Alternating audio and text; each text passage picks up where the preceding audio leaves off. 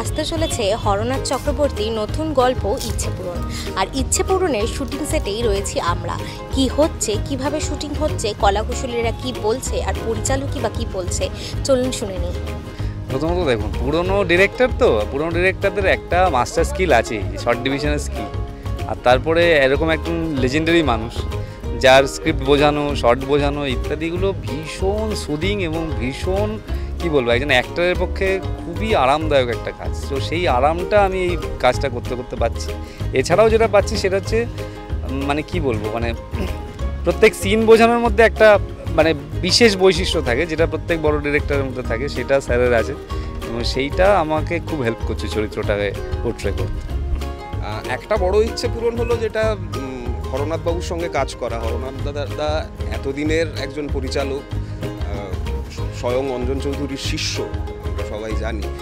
এবং তার মতন একজন ভেটারান মানুষের সঙ্গে কাজ করা আমাদের মতন নতুন অভিনেতাদের কাছে একটা বিরাট বড় সুযোগ। টেকনিক্যালি এত সাউন্ড একজন মানুষ এবং এত আধুনিক একজন মানুষ, মানে এরকম মানুষকে নির্দেশক হিসেবে ফ্লোরে পাওয়াটাও একটা শিক্ষা আর কি। মানে প্রত্যেক দিন একটু একটু শিখছি এবং আমাদের মতন অভিনেতাদের কাছে ইটস এ ব্লেসিং। অনেক ইচ্ছে পূরণ হয়েছে, হরনাথ স্যারের সাথে কাজ করার ইচ্ছে পূরণ হয়েছে। এত বড় মাপের একজন ডিরেক্টর এবং অনেক কিছু শিখতে পারছি। খুবই আনন্দ করে একটা কাজ হচ্ছে, বাড়ির মতন এনভায়রনমেন্ট। আর আমাদের প্রডিউসার শিবুদা, আমরা শিবুদার বাড়িতেই ছিলাম এবং ওখান থেকেই শুটিংটা হয়েছে। তো একবারও মনে হয়নি যে একটা যুদ্ধকালীন তৎপরতায় কাজ হচ্ছে, এমনটা মনেই হয়নি। খুবই আনন্দ করে মজা করে কাজ হয়েছে। আর আমরা তো একটা কাজের জায়গায় হেলদি অ্যাটমসফিয়ারই চাই এবং একটা ফ্যামিলির মতন এনভায়রনমেন্ট চাই। তো সেই ইচ্ছেটাও পূরণ হয়েছে।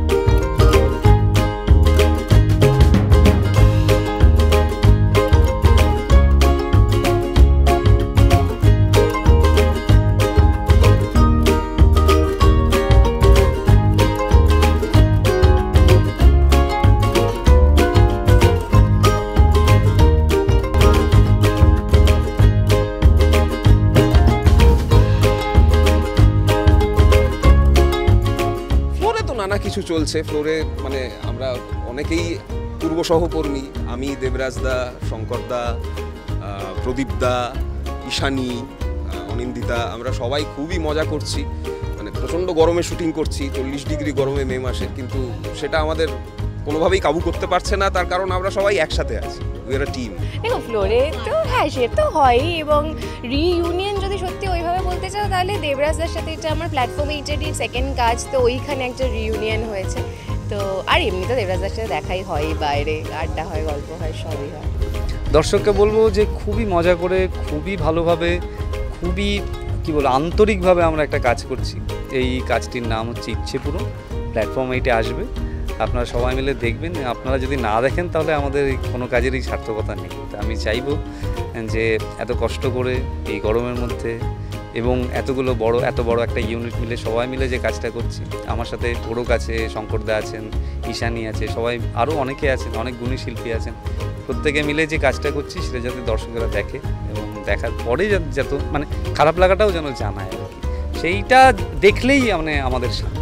এটাই আমি দর্শককে বলবো, আপনারা দেখুন প্লিজ।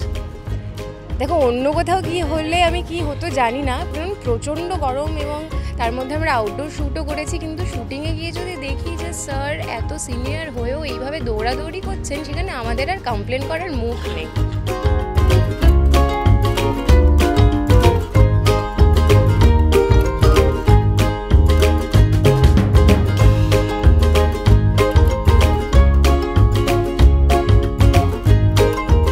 এটা একটা মধ্যবিত্ত ফ্যামিলির জার্নি। যে দেবরাজ যে চরিত্রটা করছে সেটা মধ্যবিত্ত ফ্যামিলি, এবং সে একজন ওই ইন্স্যুরেন্স কোম্পানি এজেন্ট। সে তার সেই স্ট্রাগলটাকে দেখাতে গিয়ে আমরা দেখেছি আজকে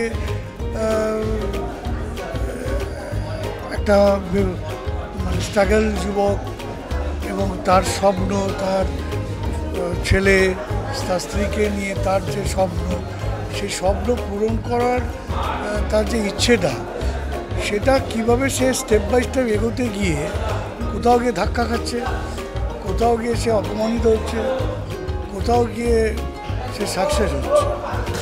সাকসেসটা একটা অদ্ভুতভাবে এই গল্পের মধ্যে চলে আসে, যে ও যেহেতু ইন্স্যুরেন্স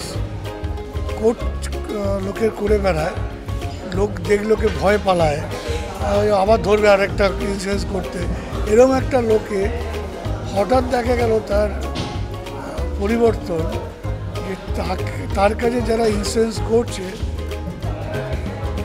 তার সেই লোকটা মারা যাচ্ছে আর নমিনি টাকা পেয়ে যাচ্ছে। এটা একটা প্রচার হওয়ার পর সেই লোকটার এবার অস্তিত্বটা কোন জায়গায় দাঁড়াচ্ছে, সে কি খুব আনন্দে জীবনযাপন করছে, নাকি সে ভয় পাচ্ছে, না সে কি করবে, এইটাই হচ্ছে কি গল্পের মেন মানে বিষয়বস্তু, এবং শেষ কি হচ্ছে সেটা দেখার ব্যাপার।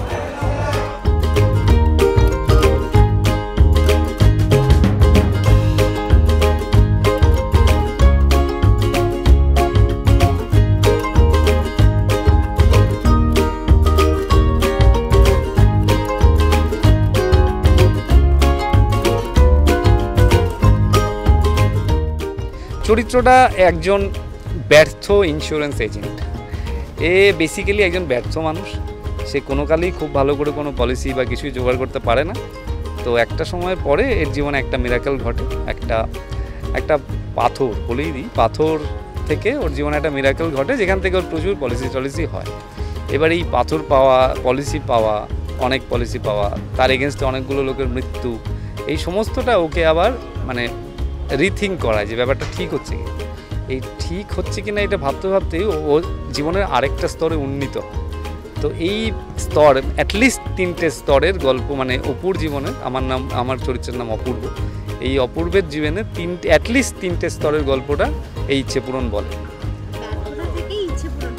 একদম ব্যর্থতা এবং তারপরে সফলতা। এবার সফলতার তো মানে ভাগ আছে, মানে এক একজনের কাছে সফলতা এক এক রকম। তো অপূর্ব শেষ পর্যন্ত যে জায়গায় পৌঁছায় সেটা সফলতাই, কিন্তু হয়তো কোট আন কোট সেটা সফলতা নয়, কিন্তু সেটা তার কি বলবো জীবনের একটা অন্য পার্টে উত্তীর্ণ হওয়ার গল্প। তো সেইটা অপূর্ব এখানে ফেস করে। গল্পের যে চরিত্রটা আমার তার নাম সদানন্দ। খুবই ইন্টারেস্টিং একটা চরিত্র, এরকম চরিত্র আমি আগে করিনি, ফলে আমার খুবই মানে উৎসাহ একটা তৈরি হয়েছিল স্ক্রিপ্টটা প্রথমবার পড়ার পর, এবং করতে গিয়েও খুবই আনন্দ পাচ্ছি আর কি। চরিত্রের নাম অপর্ণা, একটি নিম্ন মধ্যবিত্ত ফ্যামিলির বাড়ির বউ, এবং তার একটি ছেলেও আছে। দেবরাজ দা আমার হাজব্যান্ডের চরিত্রে পাঠ করেছেন, এবং ওদের নিজেদের জীবনের স্ট্রাগল, দৈনন্দিন জীবনের প্রবলেমস ফেস করা, এবং সেখান থেকে একটা